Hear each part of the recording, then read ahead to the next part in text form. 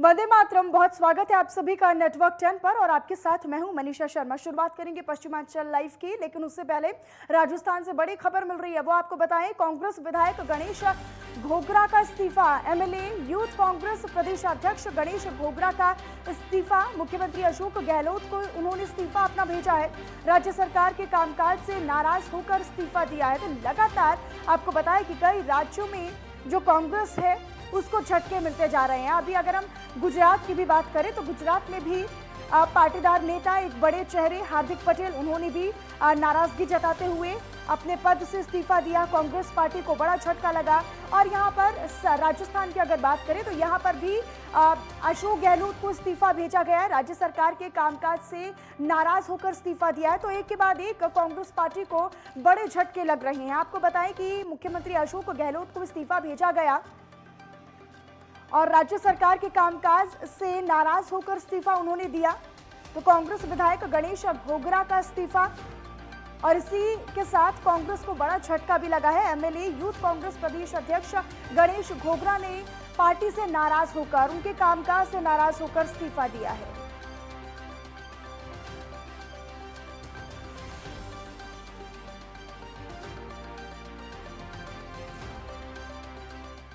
और चलिए पश्चिमांचल लाइव में बात करते हैं यूपी की खबरों की। बिजनौर में प्रशासन का बुलडोजर गरजा है। बुलडोजर कार्रवाई से क्षेत्र में हड़कंप मचा है।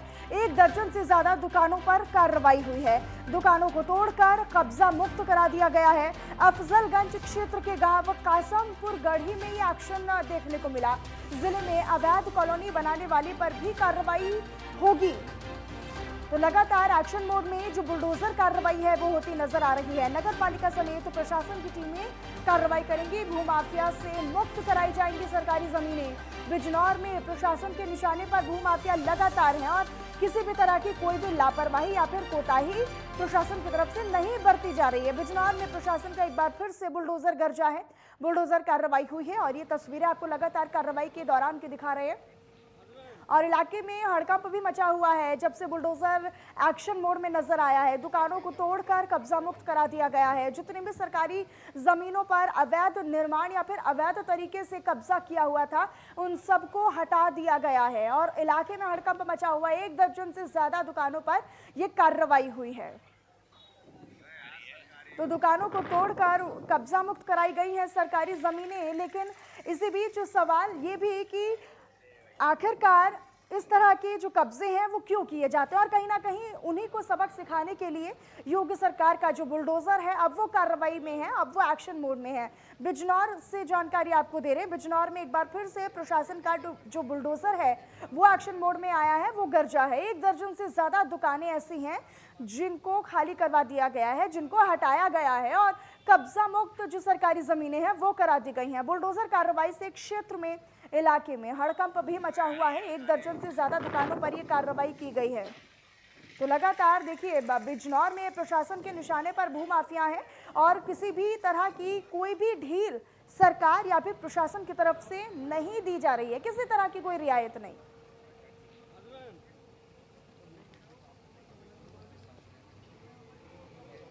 और इसी बीच एक और बड़ी जानकारी आपको दे, कल नोएडा के दौरे पर रहेंगे मंत्री नंद गोपाल गुप्ता नंदी। 2 दिवसीय दौरे पर आएंगे।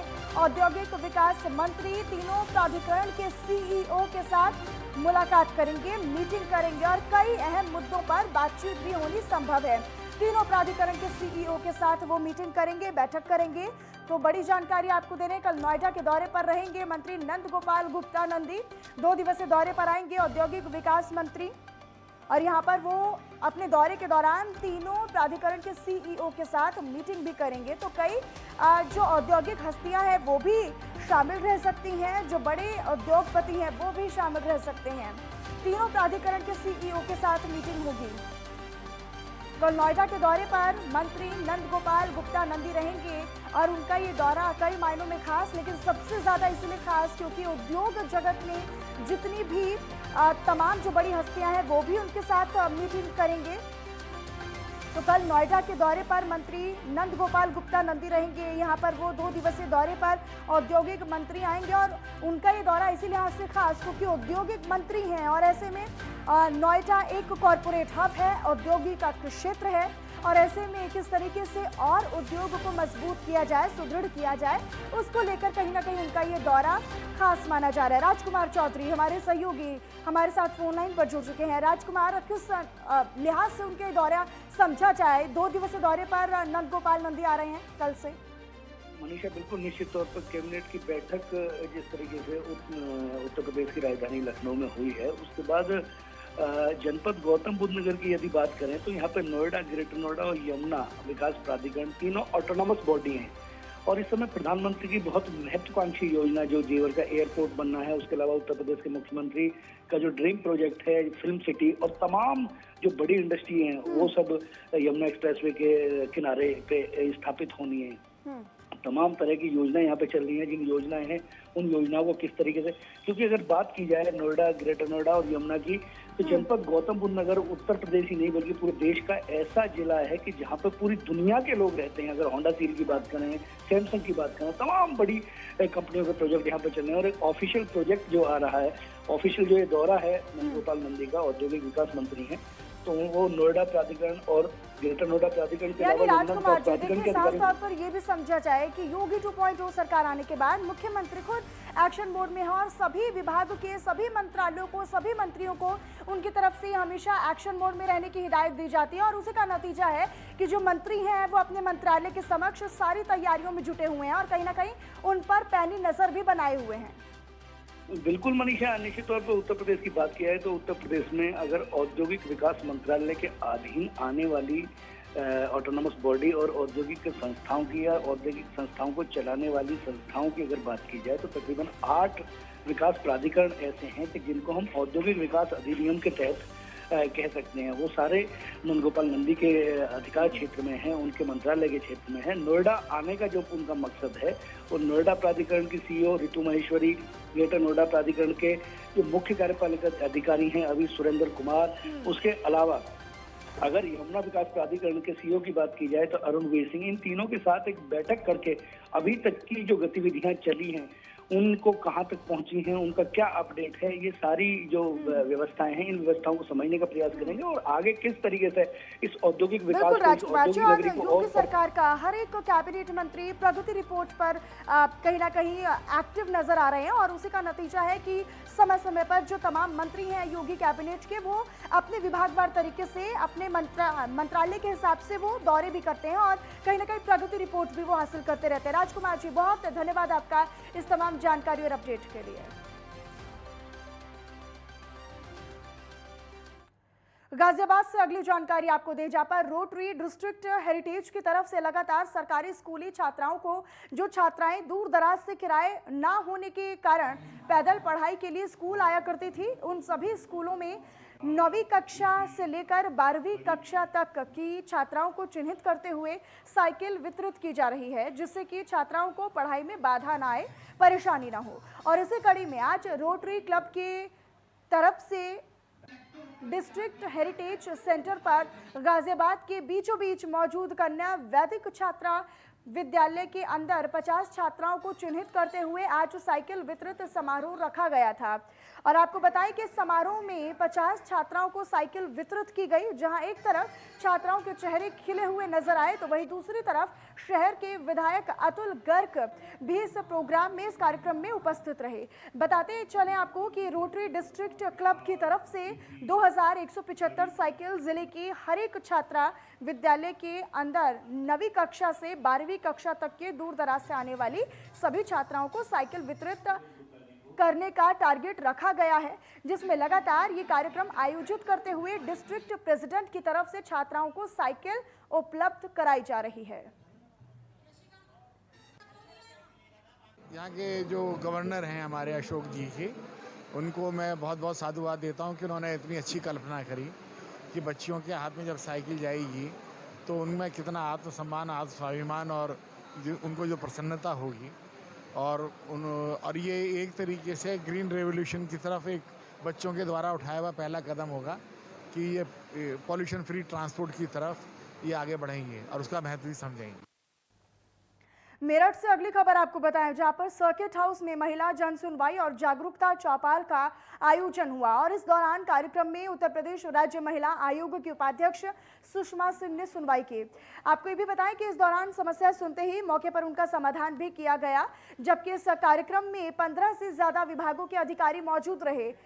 जिले में मिशन शक्ति 4.0 अभियान शुरू किया गया है और इसके तहत समाज के अंतिम पायदान पर खड़ी महिला और बच्चों तक हर संभव सहायता पहुंच सके और महिलाओं और बच्चों की सुरक्षा, सम्मान और स्वावलंबन के उद्देश्य को ध्यान में रखते हुए इस जन जागरूकता बैठक और जन सुनवाई चौपाल का आयोजन किया गया था।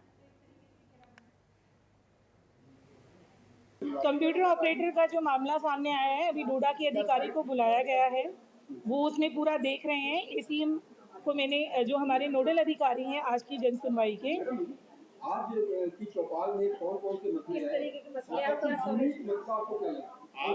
आप सब कार्रवाई के लिए जानी जाती है, इसलिए आज जो चौपाल लगाई गई है महिलाओं की जन सुनवाई की, उसमें क्या अजीब और एक मामला है, क्या आपको लगता है कि सबसे महत्वपूर्ण मामला है?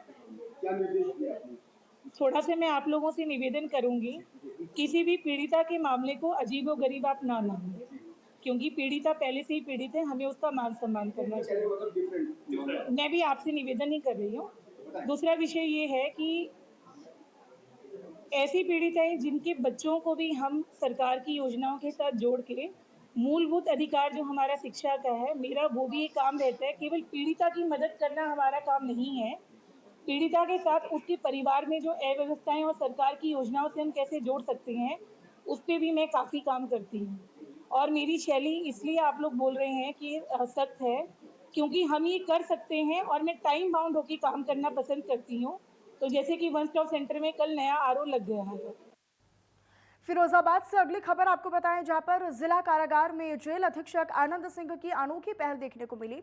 दरअसल आपको बताएं कि बंदियों को तनाव मुक्त रखने के लिए जेल में हरे राम हरे कृष्ण धुन गूंजती दिखाई पड़ी और इस दौरान कैदियों को भगवत गीता का ज्ञान भी दिया गया।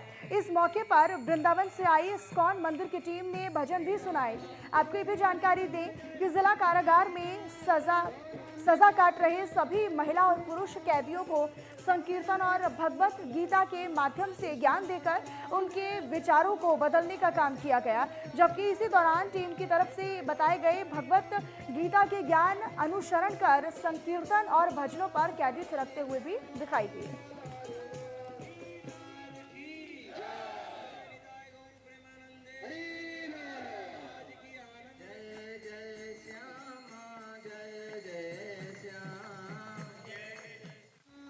इसका मुख्य उद्देश्य था कि बंदियों को थोड़ी देर के लिए तनाव मुक्त करने का मुख्य उद्देश्य यही था।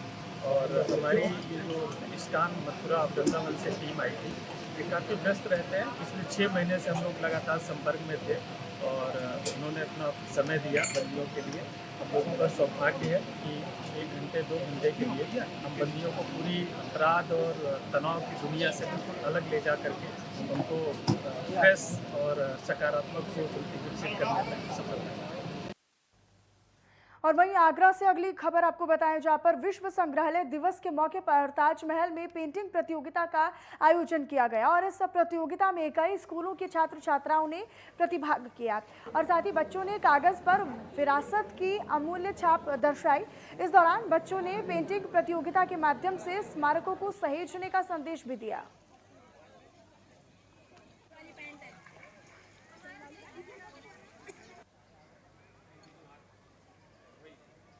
सबसे पहले तो मैं बधाई देना चाहूँगा आपको, हमारे सभी दर्शकों को विश्व संग्रहालय दिवस के अवसर पे। 1977 से इस दिवस का आयोजन निरंतर होता आया है। आशा ये होता है कि आज के दिन हम लोगों को संग्रहालय में रखी हुई या प्रदर्शित जो प्राचीन और ऐतिहासिक वस्तुएं हैं उनके साथ लोगों को जोड़ें, उनको बताने और समझाने की कोशिश करें कि जो हमारे अतीत से जुड़ी हुई चीज़ें हैं उनका कितना महत्व है। और फिलहाल यहाँ पर वक्त एक छोटे से ब्रेक का है। आप बने रहिएगा नेटवर्क 10 के साथ।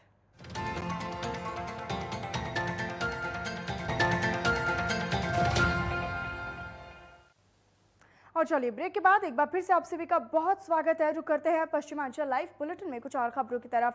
मुजफ्फरनगर से अगली खबर आपको बताएं, जहां पर पुलिस ने देसी पिस्टल बनाने वाले गिरोह का खुलासा कर दिया है। और शाहपुर थाना पुलिस को उस वक्त बड़ी कामयाबी हाथ लगी जब मौत का सामान बनाने वाले गिरोह का खुलासा कर खंडहर में चल रही फैक्ट्री से पुलिस ने लाखों का सामान बरामद करते हुए 4 लोगों को इस पूरे मामले में गिरफ्तार कर लिया। हालांकि इस दौरान फैक्ट्री से 2 लोग भागने में भी कामयाब रहे। पुलिस अधीक्षक ग्रामीण अतुल कुमार श्रीवास्तव ने सीओ बुढ़ाना विनय गौतम के साथ प्रेस वार्ता कर ये बताया कि बसी नहर पर मौजूद सिंचाई विभाग के खंडहर में चल रही इस फैक्ट्री का शाहपुर थाना पुलिस ने खुलासा किया है। और इसी दौरान मौके से 4 लोगों को भी गिरफ्तार किया गया, जबकि फैक्ट्री से पुलिस ने 5 देसी पिस्टल, 2 तमंचे, 2 कारतूस, drill machine, grinder, welding machine समेत लाखों का जो सामान था वो बरामद किया। लाखों रुपए के नकदी बरामद की गई। और साथ ही साथ पुलिस के मुताबिक मेरठ के निवासी सुलेमान से ये लोग ग्राइंडर का काम कराया करते थे और डिमांड के हिसाब से ये लोग अलग अलग क्षेत्रों में शस्त्रों की और हथियारों की सप्लाई किया करते थे।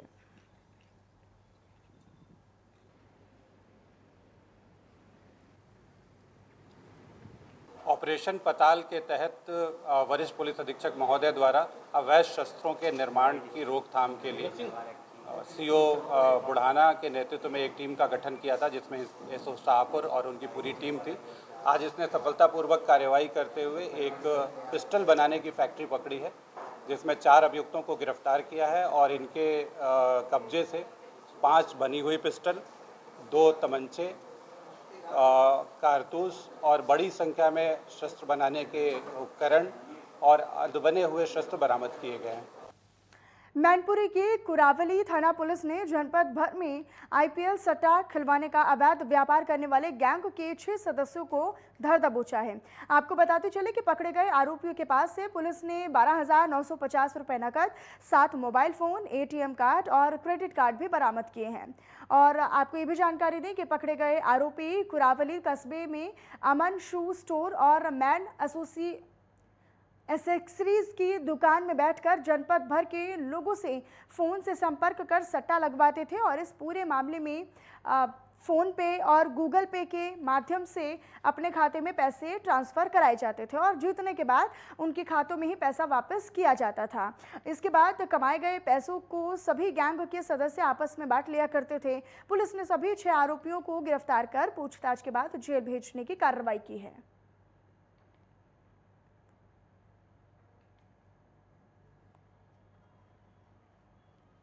ये पिछले कुछ समय से इस तरह की सूचना थी, उसी आधार पर हमारी सर्विलांस की टीम प्रभारी जो जोगिंदर हैं और कुरावली पुलिस की संयुक्त टीम के द्वारा इसमें फिर कार्रवाई की गई। और इसमें 6 अभियुक्त जो आईपीएल में सट्टा लगाते हुए और बाकायदे उसके पर्चियाँ मिली हैं। इसमें 6 मोबाइल फ़ोन्स हैं, कंप्यूटर स्क्रीन, जो टीवी है, साथ में बैटरी और चीज़ें, सारी चीज़ें इसमें मिली हैं। और कैश करीब 13,000 के लगभग का कैश है। इनके बैंक अकाउंट्स भी हम लोग चेक करेंगे और उस आधार पर फिर अग्रिम कार्रवाई की जाएगी। ये गिरोह एक है। और नोएडा में गर्मी का मौसम शुरू होते ही ग्रामीण क्षेत्रों में बिजली कटने लगे हैं, तो वहीं दूसरी तरफ बिजली की खपत भी पहले से ज़्यादा और बढ़ गई है। इस पूरे मामले में चीफ इंजीनियर बीएन सिंह का ये कहना है कि 17 से 18 घंटे बिजली ग्रामीण क्षेत्रों में दी जा रही है। साथ ही साथ उन्होंने ये भी जानकारी देते हुए बताया कि 1700 MVA बिजली की खपत हर रोज़ ज़्यादा हो गई है। और इसके अलावा बिजली का बिल जमा नहीं करने वालों के हर रोज़ कनेक्शन भी काटे जा रहे हैं।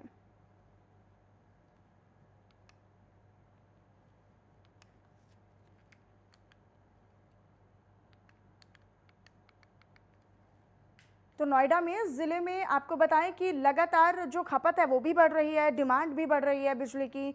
और ये कहना है चीफ इंजीनियर का कि जिस हिसाब से जो डिमांड है उस हिसाब से खपत नहीं है। तो ज़िले में बिजली की जो खपत है वो बढ़ रही है, लेकिन उस हिसाब से जो बिजली की उपलब्धता है वो नहीं कराई जा सकती है। तो 1700 MVA की बिजली की जो खपत है वो हो रही है। ग्रामीण क्षेत्रों में जो बिजली है वो लगातार कट रही है और ज़िले में बिजली की जो खपत है वो भी हो रही है।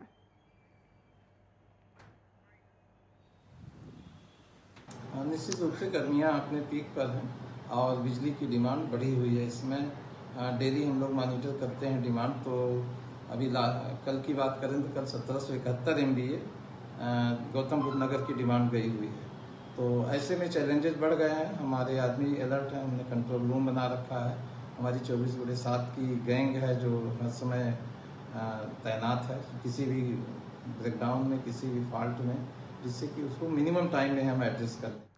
और वहीं ग्रेटर नोएडा में बदमाशों के खिलाफ का एक्शन लेते हुए बिसरख पुलिस ने 4 बदमाशों को धर दबोचा है और इसी दौरान बदमाशों के पास से 3 तमंचा और शराब भी पुलिस ने बरामद कर लिए हैं और फिलहाल मामले में पुलिस बदमाशों की कुंडली खंगालने में जुटी हुई है।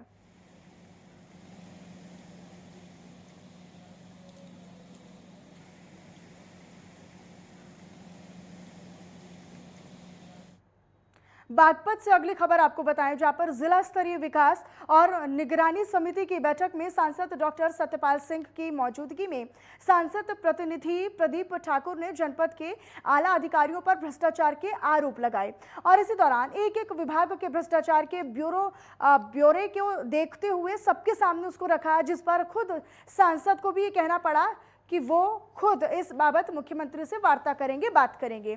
आपको बताते चले कि कलेक्ट्रेट में आयोजित जिला स्तरीय विकास और निगरानी समिति की मीटिंग में बागपत सांसद डॉक्टर सत्यपाल सिंह के प्रतिनिधि प्रदीप ठाकुर ने जनपद के तमाम विभागों में हो रहे भ्रष्टाचार की बारी बारी से सांसद को गिनती कराई, उनको अवगत कराया और इसी दौरान मुख्य विकास अधिकारी निशाने पर रहे। आपको ये भी बताते चले कि भ्रष्टाचार की पोल खोलते हुए प्रदीप ठाकुर ने ये कहा कि उनके द्वारा 58 गांव के ग्राम सचिवों को लेटर जारी कर निरीक्षण करने के लिए निर्देशित किया गया, लेकिन मुख्य विकास अधिकारी ने किसी भी गांव में पहुंचकर किसी तरह का कोई निरीक्षण नहीं किया और निरीक्षण के बदले अपनी जेब भरने का काम किया।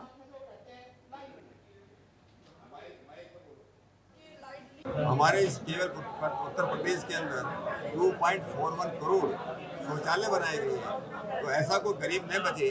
हमारे देश के जो प्रधानमंत्री का एक संकल्प है कि देश में कोई ऐसा गरीब ना हो जिसके घर पर छत ना हो, ऐसा कोई घर ना हो जिसमें जो है शौचालय ना हो, ऐसा कोई घर ना हो जिसमें बिजली का कनेक्शन ना हो या जिसमें गैस का कनेक्शन ना हो, जहाँ जो सफाई ना हो। तो प्रत्येक क्षेत्र में नरेंद्र मोदी जी के आने के बाद इस देश ने जो तरक्की और प्रगति की है, हम सब लोगों का सम्मान बढ़ाया है। और उधर आगरा में जहां पहले से गर्मी की तपिश से लोग परेशान हैं, तो वहीं पानी की किल्लत एक बड़ी मुश्किल और समस्या बनी हुई है। दरअसल कई किलोमीटर से पानी लाने को ग्रामीण मजबूर हैं। गांव बुजगरमा खुर्द और आसपास के सभी इलाकों में भारी समस्या है और यहां दशकों से पानी की समस्या बनी हुई है, लेकिन जिम्मेदारों की लापरवाही आम जनता पर कहीं ना कहीं भारी पड़ती है।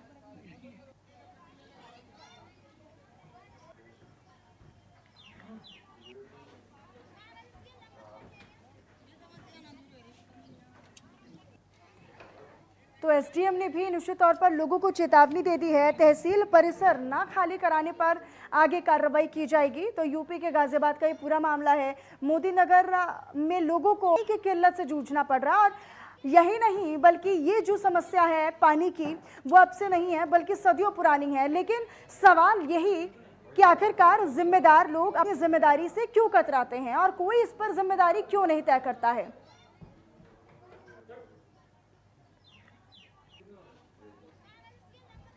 तो जिम्मेदारों की लापरवाही आम जनता पर कहीं ना कहीं भारी पड़ रही है। गर्मी की तपिश से लोग पहले से ही परेशान हैं, लेकिन इसी बीच एक पानी की जो किल्लत है वो एक बहुत बड़ी चुनौती बनकर लोगों के सामने खड़ी है, एक बहुत बड़ी परेशानी बनकर सामने खड़ी है। और इसी परेशानी के तहत कहीं ना कहीं लोगों को कई किलोमीटर दूर जाकर पैदल पानी का इंतजाम करना होता है। कहीं ना कहीं ये बहुत बड़ी मुश्किल है, बहुत बड़ी चुनौती है। तो पानी की किल्लत एक बहुत बड़ी समस्या है यहाँ पर रह रहे लोगों के लिए। यूपी के आगरा का ये पूरा मंजर आप तस्वीरों में देखिए, किस तरीके से कतार में जो महिलाएं हैं, जो बच्चे हैं, जो पुरुष हैं, वो खड़े हुए हैं और अपनी बारी का इंतजार कर रहे हैं। और ये जो समस्या है वो अब की नहीं है बल्कि सदियों पुरानी समस्या चली आ रही है। लेकिन सवाल ये कि आखिरकार विभाग की तरफ से, प्रशासन की तरफ से कोई कार्रवाई इसके खिलाफ क्यों नहीं की जाती है, कोई सुविधाएं यहाँ पर लोगों को क्यों नहीं दी जाती हैं। तो गर्मी है, उसकी तपश से लोग परेशान हैं, लेकिन कहीं ना